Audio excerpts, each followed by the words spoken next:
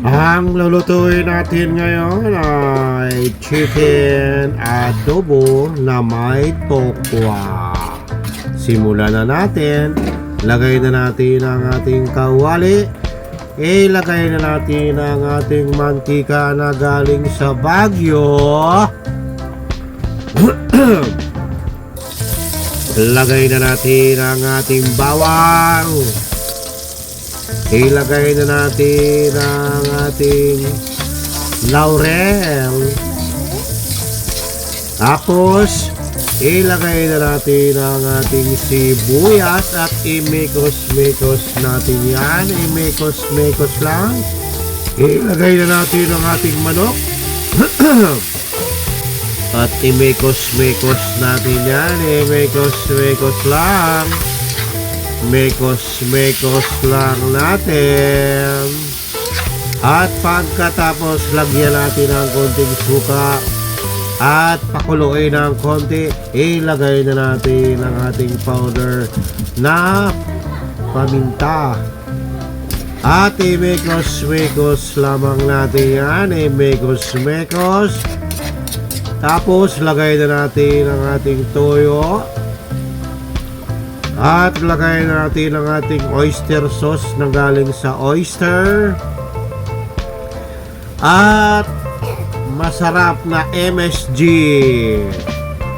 At imikos lamang natin yan. Imikos.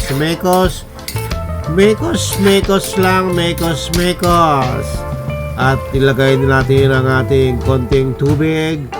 At ating takpan, palambutin muna ang chicken ng konti. At pag lumambot na,